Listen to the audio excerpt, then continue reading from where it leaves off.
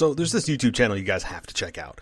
It's called Cook the Books, and it's a new channel where Daddy and his daughter are recreating recipes. Watson, who's the dad, and Nina, who's the daughter, they go shopping, they prepare and cook together. It's a really great bonding session, a ton of fun, and getting Nina involved in experiencing new foods, ingredients, tastes, and cultures.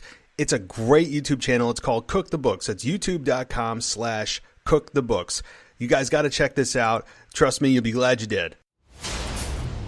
It's time for your weekly fix of wrestling nostalgia when we look at wrestling's past eras, from the Attitude Era to the Reality Era. I'd like to think that maybe this company will be better after Vince McMahon's dead, but the fact is, it's going to get taken over by his idiotic daughter and his doofus son-in-law and the rest of his stupid family. To today, here on the WWE Podcast.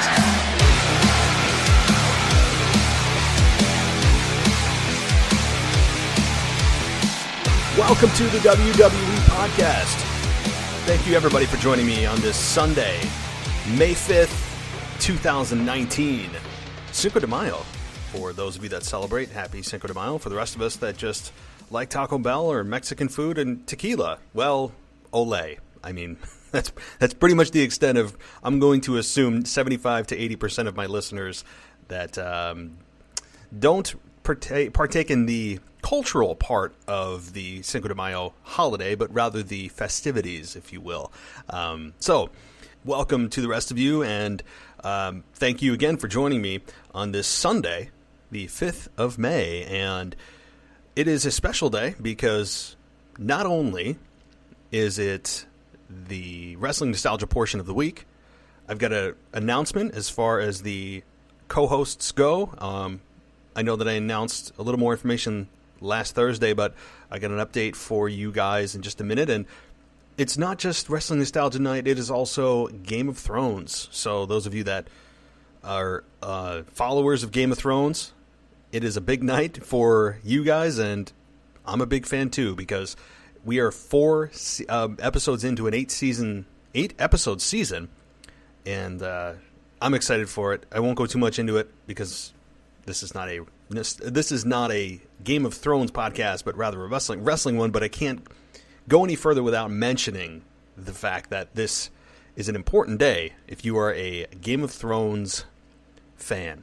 So, all right. So one quick announcement, and then I'm going to get to the very, very special wrestling nostalgia portion. One of my favorite memories as a fan, and I'm going to get to that in a moment. You probably could guess by the title of what exactly that is. But as far as my co-hosts go, last week I mentioned that I got so many requests that what I decided to do was kind of bring people on and do a bit of a trial run for a few weeks and then make a decision from there. And so I've sifted through the candidates, and this week I'm going to be joined by Angelique, who has her own show, or did in the past anyway. So she is not a new fan of wrestling, but bringing herself back to wrestling, and has some audio experience. Also, it's not bad to have a female on the show, because I think that adds a dynamic that is not common in many wrestling shows. Actually, I don't even know if there is a wrestling show out there that has a male and female co-host. I don't really recall of one anyway, but so that would be a cool dynamic. And so I'm excited to bring her on the show Thursday. It'll be the Thursday evening show that we review Raw and SmackDown from this week. And so that's going to be pretty darn cool to bring her here and see how things go. So I'll be doing that again, as I said, for a few weeks, and then taking things from there. So, all right, let's set the stage here for the wrestling nostalgia portion of this show. And obviously I give you guys audio because I am big on letting you relive the moments as I did. And this particular one was back in 2003.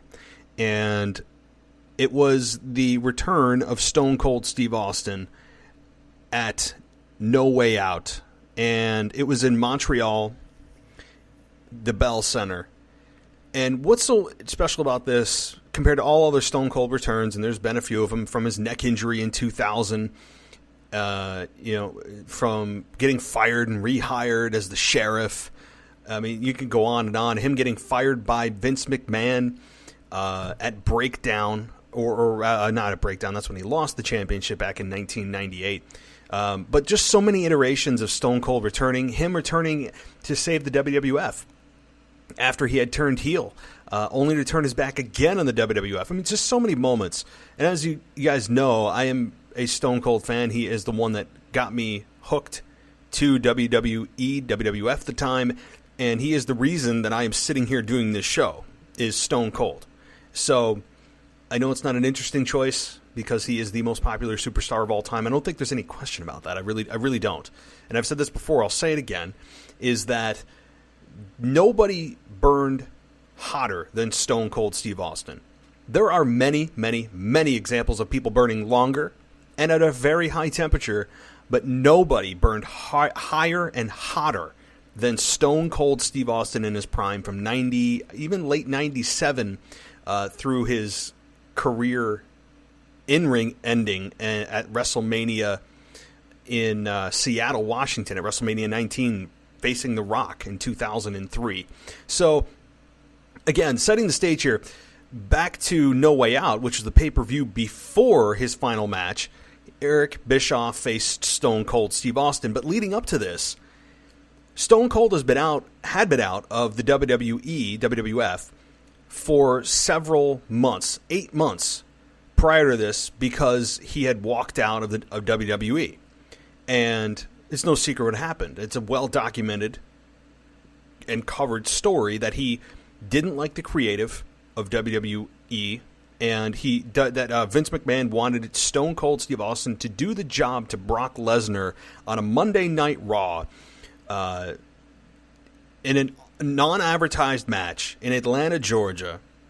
And Stone Cold and Vince had been on the phone, even early morning hours that morning of, saying that, or Stone Cold telling Vince that I don't like the creative and that he's not going to do it. And eventually he came around and told Vince that he was going to do it, and then didn't show up to the arena. I believe Bubba Ray Dudley was the substitute for Brock Lesnar in that particular match. I don't know why I remember that, but I do. Kind of irrelevant, but just interesting how small details stick with you. But while I can see Stone Cold's frustration 110%, because Stone Cold is the biggest draw of the modern era of wrestling, period. And Brock Lesnar was an up-and-coming star that was big, athletic, really, really good credentials as a two-time NCAA champion. Would have most likely won an Olympic gold medal had he gone for the Olympics in his prime. And you have an unadvertised build between these two on a Monday Night Raw. And not only that, but Brock Lesnar was going to beat Stone Cold Steve Austin. So that is a bunch of garbage. Totally agree with Stone Cold on that creative. But the problem was, and Stone Cold will tell you this, his approach to that being not showing up, turning his back on the company. Apparently Stone Cold was burned out. He was hurt.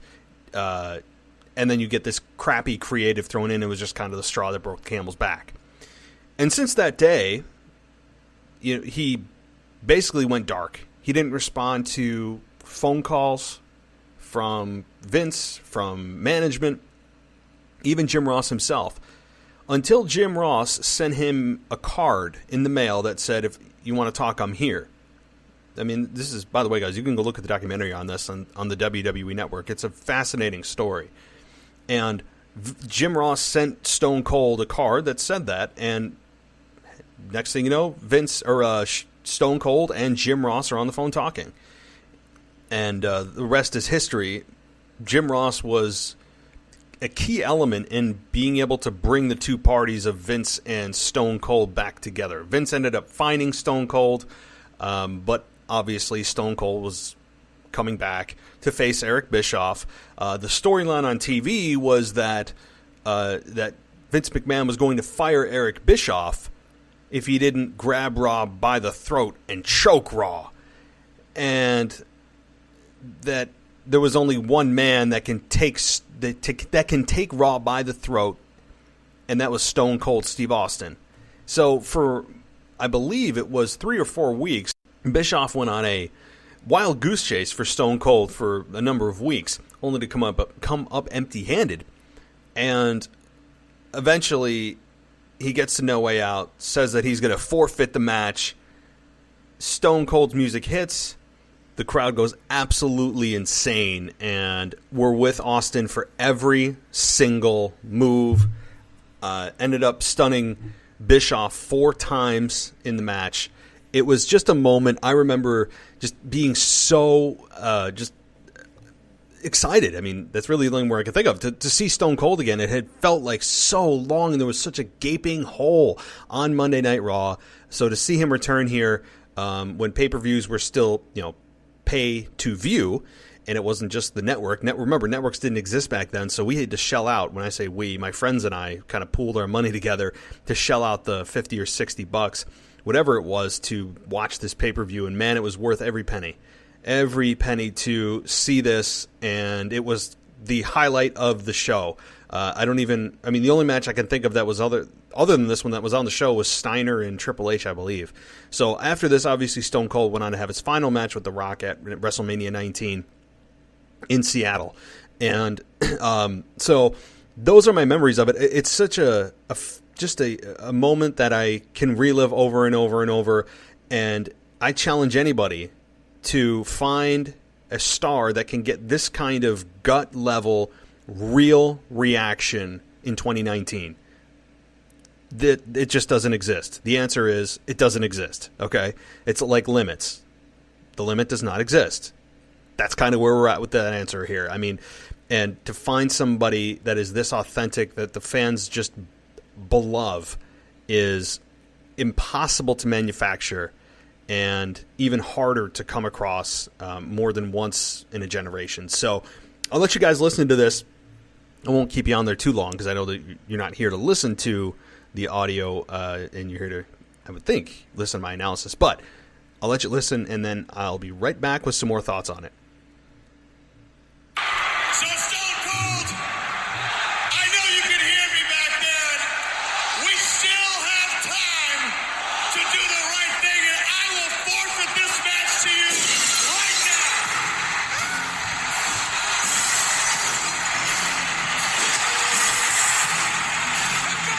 There he is. The son of a bitch in the WWE is in No Way Out. And my God, he's hitting the Ripple Never Man's ass. Austin is back. The roof is going up. The bell's there.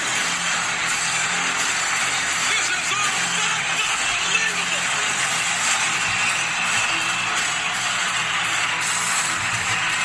Does it make you feel good? It's gonna make me feel great when Austin puts that double knock on that head of big top. Let me tell you. They're gonna be on his head. They're gonna be on his hands. They're gonna be all over him. There ain't no Team Morley. There ain't no Jericho. There's no Super Rainbow.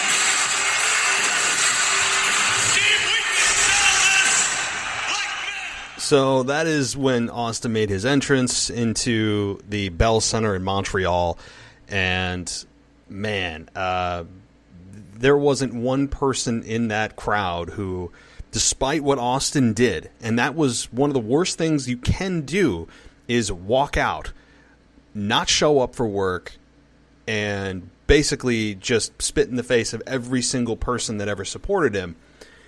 And just to still get that reaction, the fans just had no ill will. They just wanted to see Austin. They wanted to see stunners.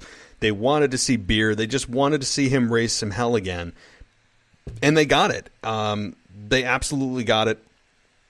It was one of probably the highlight of the pay-per-view. Not even just the highlight of the pay-per-view. Highlight of the year, in my estimation. And it was one that I won't soon forget. So just a little bit more audio so you guys can get a little bit more of a feel of how the audience was reacting to him. And this is the first stunner that he delivered to Eric Bischoff. 1 of 4.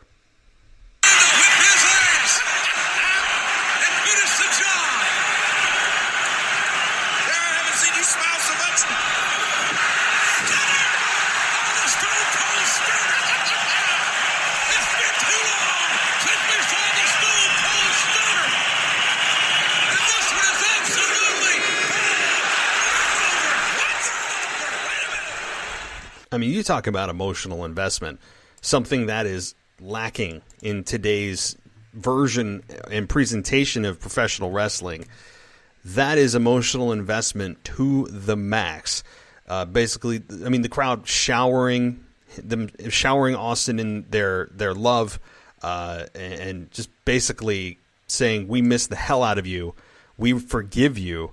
It was just quite a. It was quite a moment. It was quite a moment. I mean, the match wasn't meant to be competitive.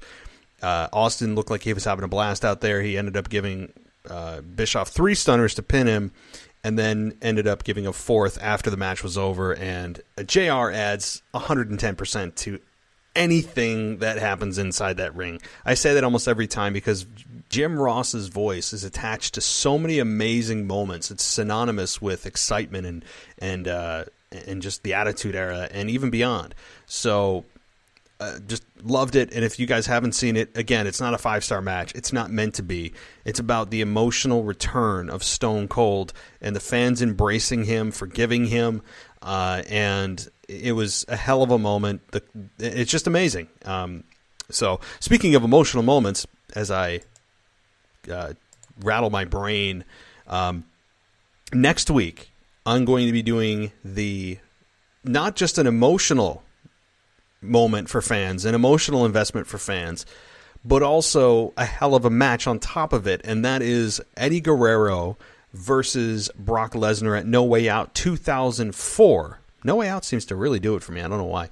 But No Way Out 2004, when Eddie Guerrero ended up defeating Brock Lesnar, and obviously Bill Goldberg interfered and helped Eddie Guerrero capture the belt, but there is nobody quite like Eddie Guerrero. The ability to just make you feel is something that Eddie was just amazing at doing.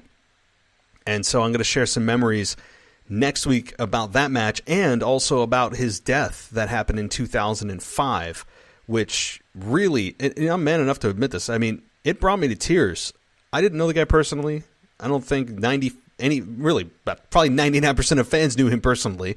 That's not the point. The point is that he was able to really make you realize how damn good he was and create an emotional attachment with fans that he never even met.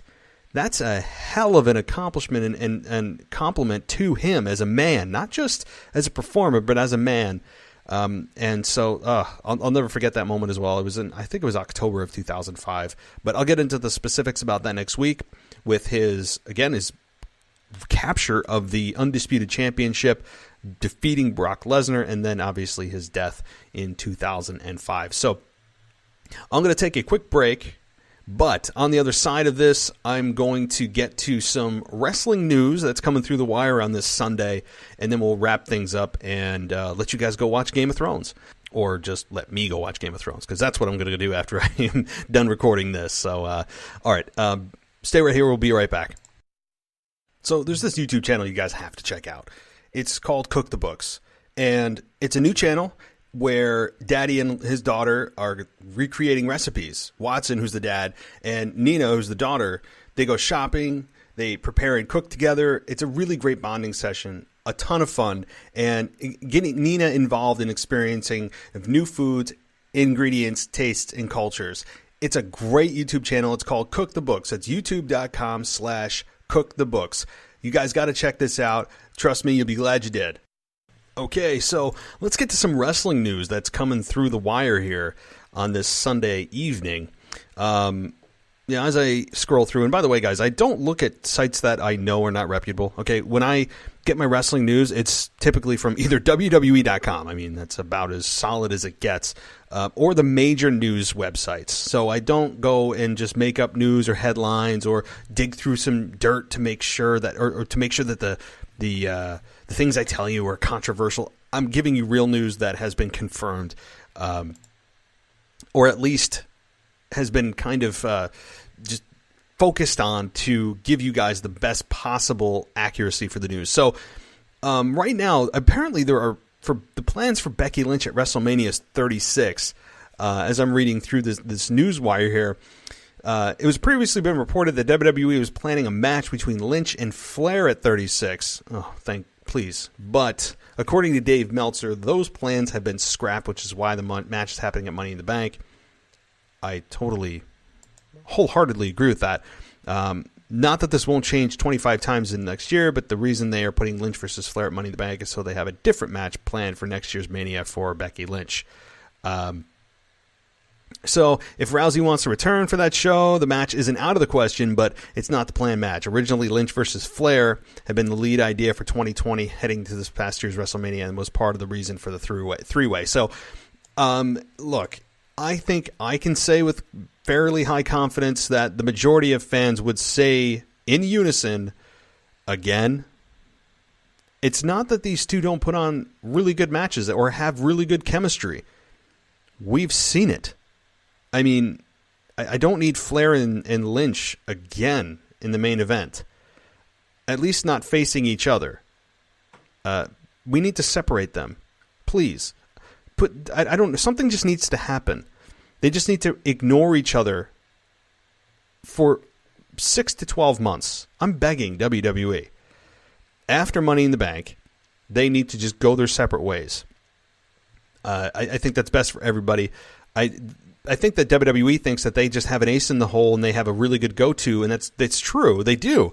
But when you do this to, I mean, this feud with Charlotte and Becky has been going on for 6 months plus now. More than that.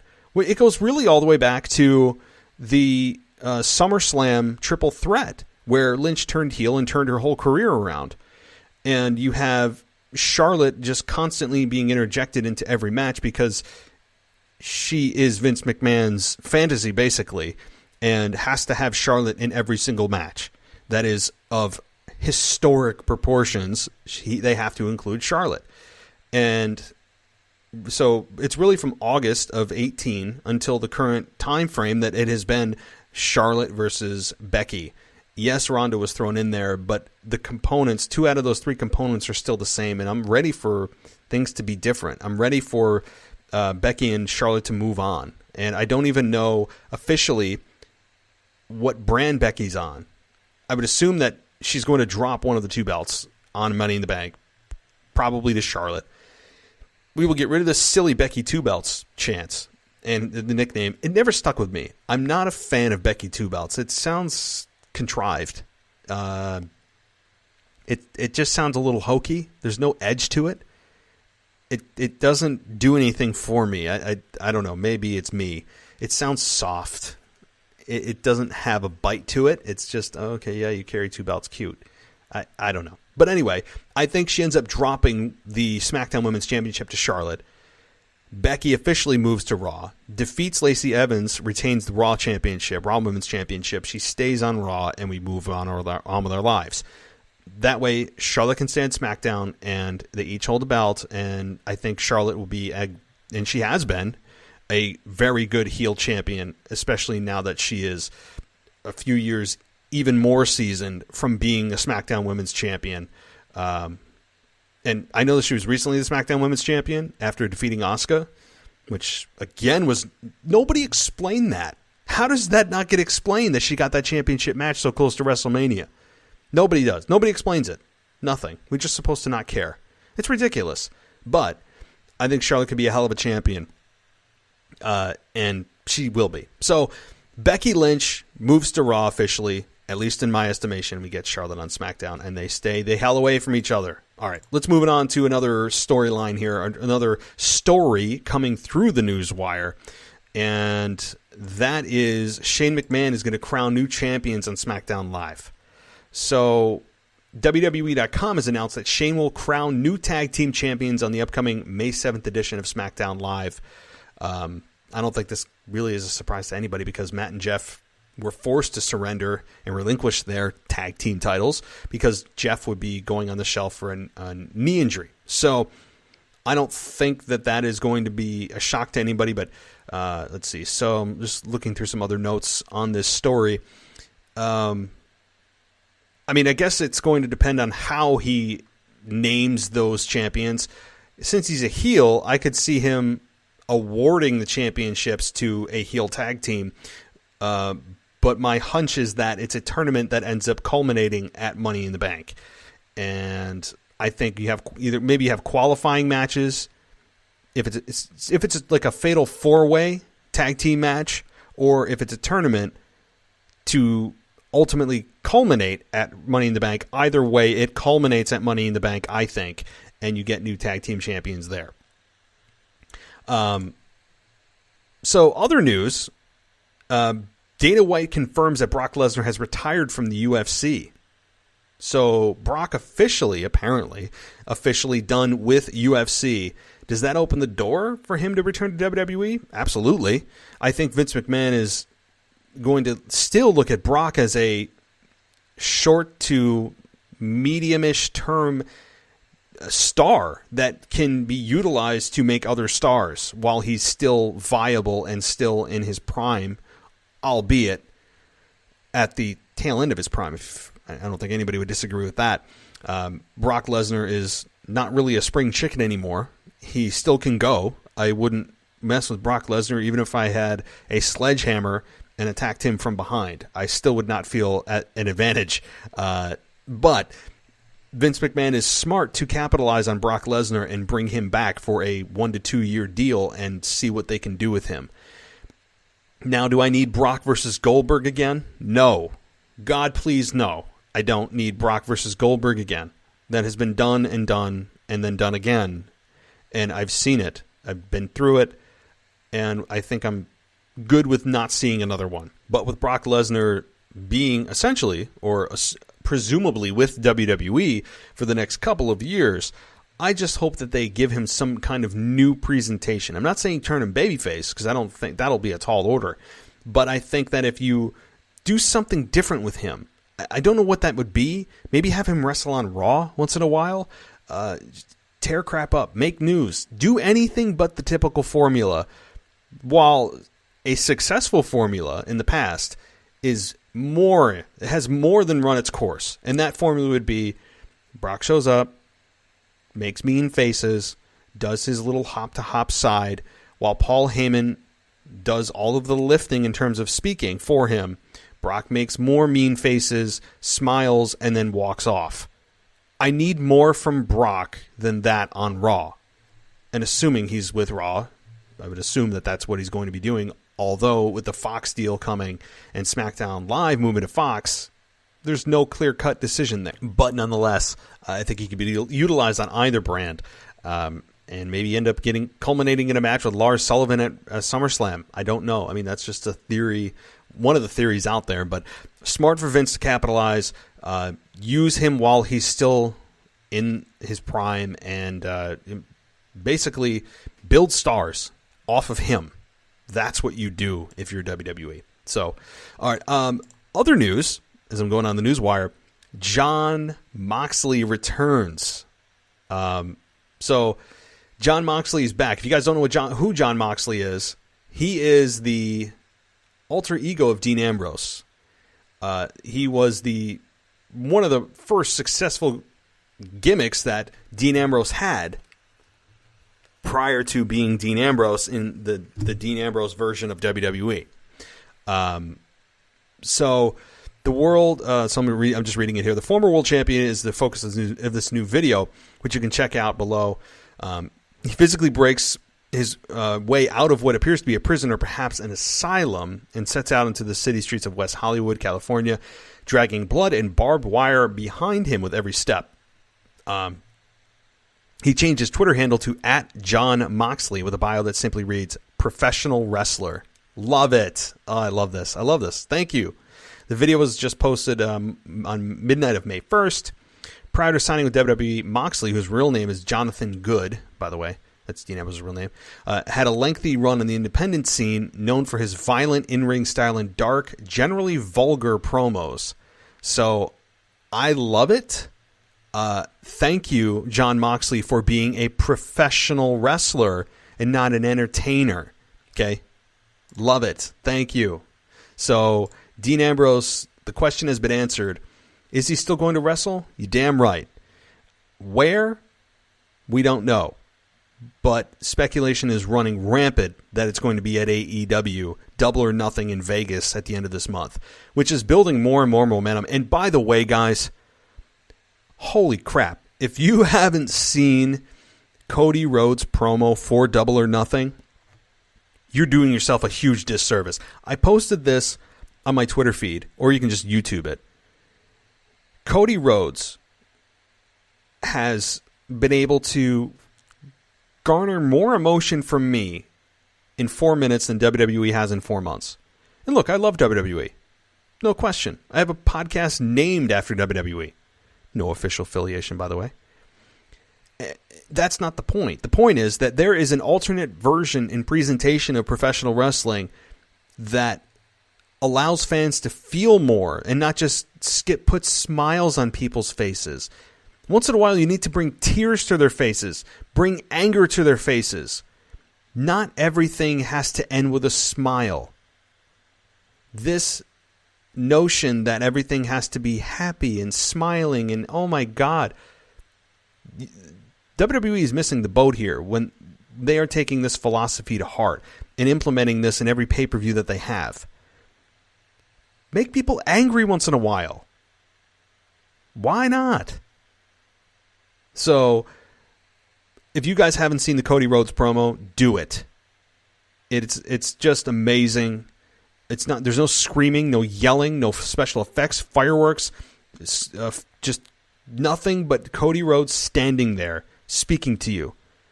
It's amazing what can be done when things are simpler and done right and done with emotion and vigor and authenticity. It's amazing. Take a look. YouTube it or just go to my Twitter feed. It was last week sometime. Jaw-dropping. And I felt something there. So maybe Jon Moxley, a.k.a. Dean Ambrose, a.k.a. Jonathan Good, ends up appearing on Double or Nothing. My hunch would be, if I was a betting man, see what I did there? If I was a betting man at Double or Nothing, I would go Double or Nothing, and I would say that Dean Ambrose, a.k.a. Jon Moxley, I'll just call him Jon Moxley because that's what he wants to be known as now, appears at Double or Nothing. Double or Nothing in AEW is something I'm really looking forward to. And maybe I'll do an AEW segment on this show if things start to catch on. And, of course, if you guys are interested. So that's something that I will be looking into as well. Because AEW is selling a lot of T-shirts and is being talked about a lot on social media for a company that hasn't even run a single show yet. Amazing. But now they have to come time. It's time to execute now. It's time to not just build up anticipation, which they've done very well, but it's time to now take things and take their money to the bank and cash the check. That is where they are at now. So I'm looking forward to it. I think that many other people are as well. So the other thing, Goldberg, Brock, and Lesnar obviously are set to return to WWE. Or Goldberg, Brock, and Undertaker, I meant to say. Goldberg, Brock, and Undertaker. Man, I don't even know what to say about that other than WWE and just they better use them wisely to build other stars. That's what I said about Brock, and that goes the same for Taker and same for Goldberg. So that's really the only relevant news coming out of the Newswire. A somewhat quiet weekend for the news cycle when it comes to professional wrestling. And I just wanted to give you guys as well because I know I have a wrestling nostalgia segment, which I did at the top of the show. And now I wanted to give you guys a little bit of, hey, what the heck's going on currently? What's going on now?